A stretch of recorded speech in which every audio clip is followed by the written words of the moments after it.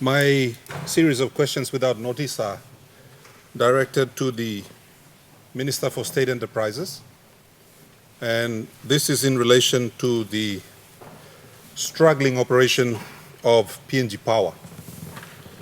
Mr. Deputy Speaker, for some time now we have been aware of operational issues within, and maybe perhaps even technical issues within PNG Power.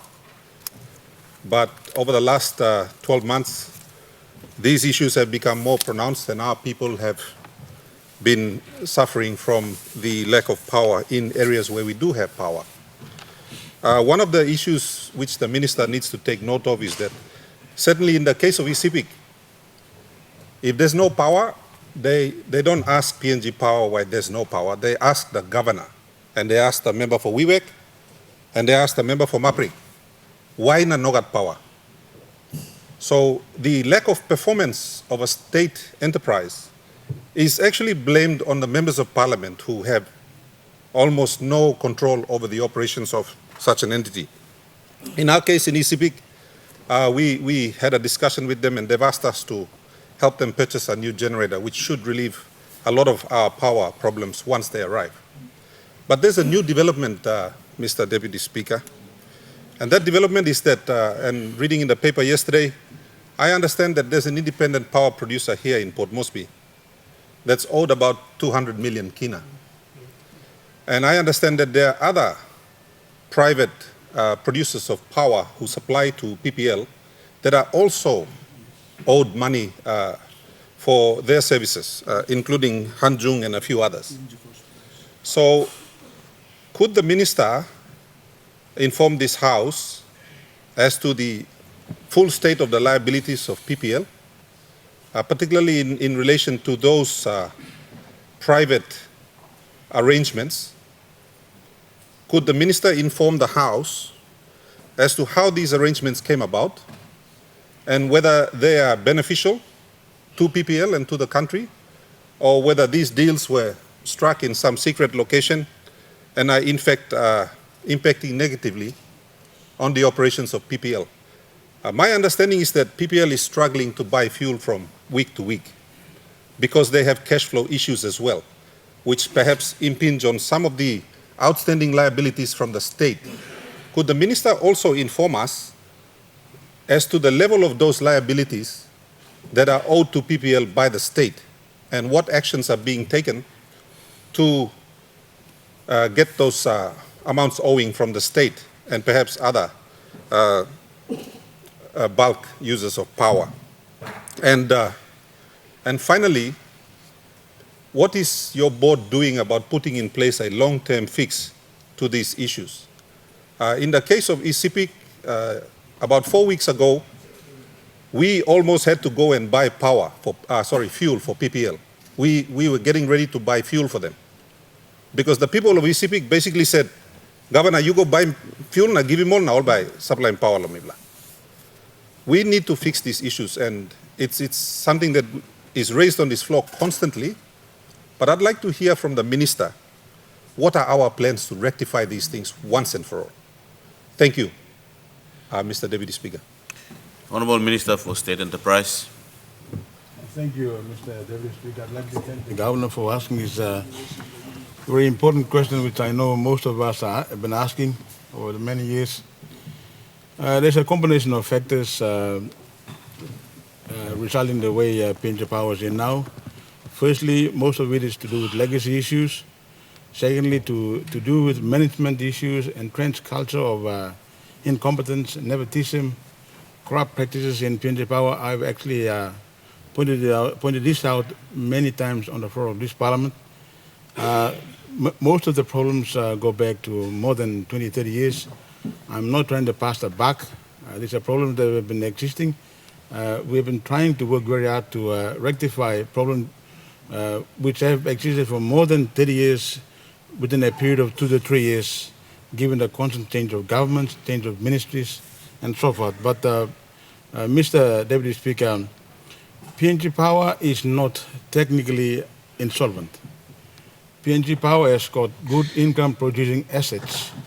All it needs now is change in the way people have been conducting businesses, particularly from within PNG Power, and the way some of these independent power producing arrangements were put in place. To start with, we added the issue of Kanuri Power Station, which was constructed by Enjung Power, a Korean company, many, many years ago before we came into government, even before the time of the Honorable Peter O'Neill.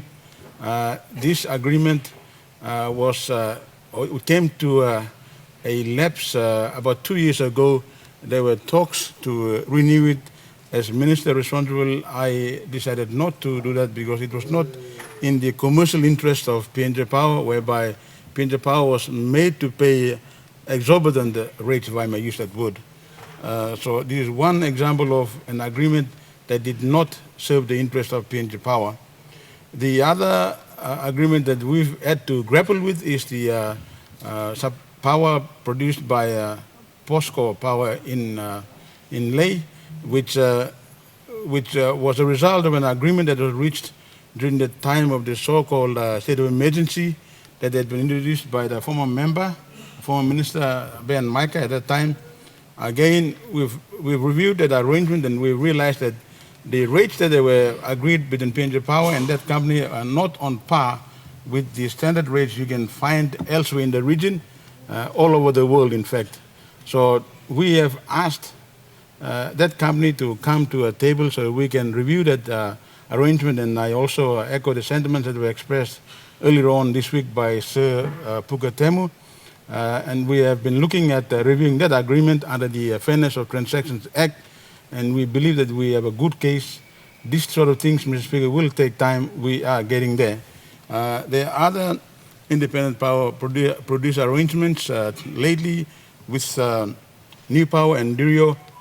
We are satisfied with the arrangements we've had with those two companies because those IBP arrangements were a result of protected negotiated outcomes where we think it's beneficial for PNG Power as well as those independent power producers.